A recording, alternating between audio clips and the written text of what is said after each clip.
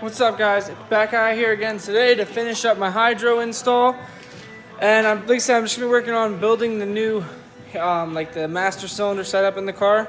So I got my last important piece, which is this. This is the reservoir that screws into the master cylinder. It's pretty much made for this purpose. And the cool thing about this one is, should you have like an application where it's kind of tight fitting, and this thing's pretty big, a lot bigger than I ever thought. You can mount this actually anywhere in the car and just make a hard line or even a soft line if you have the resources, or even Speedway motors, probably Summit too, but I know for a fact Speedway sells pre-made lines that'll screw on those calipers with some adapters, and you can remotely mount that anywhere higher than the cylinder, which makes it super simple and keeps the installs clean. But here's where I'm at right now. I have to cut out this. I started grinding that weld off. It's welded to the tunnel. Cut that off. I already unbolted the rod from up here, and I'm probably just gonna mount it right here and then trim the console accordingly, and it'll sit right there, and then it'll be way more direct and easier to deal with, and won't have to worry about all the issues I had before with that big long rod and the flexing. So here's the master out of the car.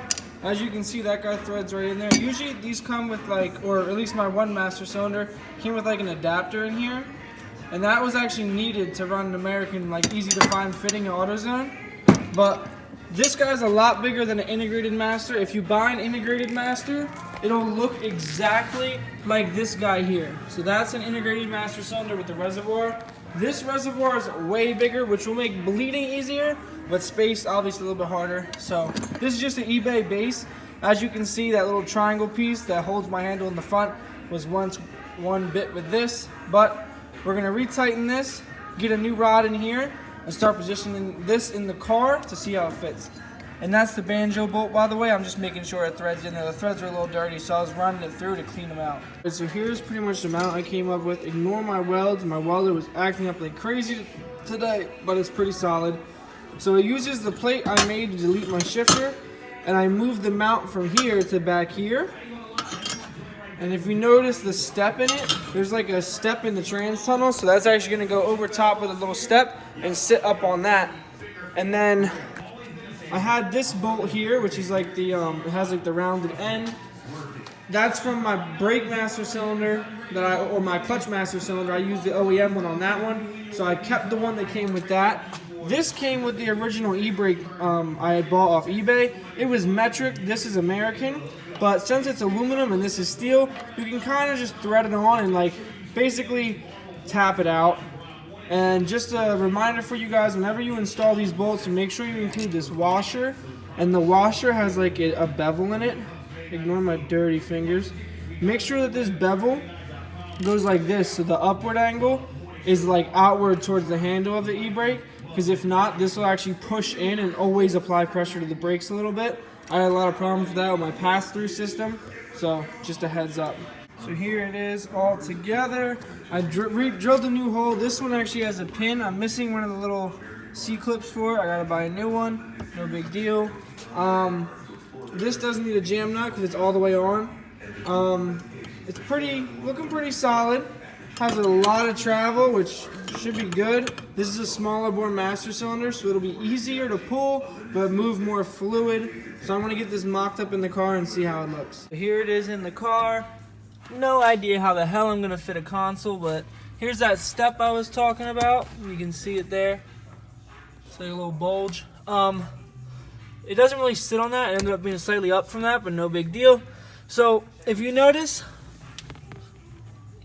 I don't know if you can see that, but the whole thing does kind of flex, like watch. I don't know if you can see that right there. So it does kind of flex. So what I'm thinking of doing here is pretty much similar to what the Villains kit has for their handbrake plate. I'm just gonna weld on like a little angle bracket that comes off of this plate, and then be like a bolts to go into the tunnel this way to support the plate, especially over here because there isn't a bolt in this top front edge because the trans tunnel opens up for my shifter to clear.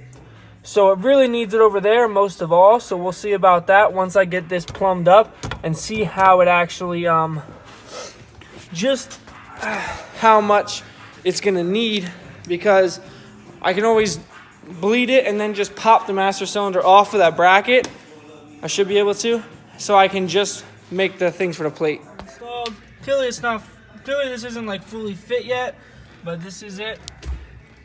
I gotta fit all the dash back in, try and trim the console maybe. I think the console will go back on. The lines ran right through where my old ones went through. They gotta get removed and rejoined tomorrow. They're gonna get spliced back together underneath the car. But I wanted to point out the real benefit of this big reservoir, besides holding a lot of fluid for bleeding, is you don't need a little funnel to do it. When I did my internal reservoir master cylinder, it was like a pain in the ass to get this to pour in. But I'm gonna bleed this. Pretty self-explanatory. In theory, you should be able to just bleed the furthest caliper and be good. I'm gonna start with the furthest and then double check the other one too. But I'll get right back to you after that. Unfortunately, this piece broke right here. The screw had kind of blown it out, and then it got cracked and moving it around today. Unfortunately, because I plan on trimming it down to like it is now and putting it back in, but I might try and like JB weld that hole to rebuild it and join the two, and then re-drill it. But let me show you the install in the car. It is now bled. Both of them are bled. Should be good. It seems to be having some pressure, so I managed to fit it. I said to trim this. Actually, if you look, it clearly needs a little bit more trimming. I'll have to just buzz that with the grinder. I trimmed right here, so like the line kind of tucks up in there nicely, as you can see. And then it builds pretty good pressure, like right there. What's that, like a ½ inch is where it gets hard. And then, so it should be pretty good. And if you notice, it is flexing. It's actually like the thinness of the plate flexing. So what I might end up doing is adding a brace back here, because I did the 3 up here, as you can see. I might do that off the back of this since it hangs over, and maybe even tie it into where the stock e-brake's bolted, because that's reinforced. And then I gotta kind of make a new storage cubby back here because I cut the old one out. It's kind of dark, can't really tell, but gotta make a new storage cubby. So I'm gonna retrim this. But that's about it for tonight. I'm gonna have to work on that later. Tomorrow, if this is focusing, I don't know if it is. Tomorrow I'm gonna do the stock brakes, so then I can go out and test this thing. So I'm so excited to see if this locks them up in the dry. But that's it for now, guys.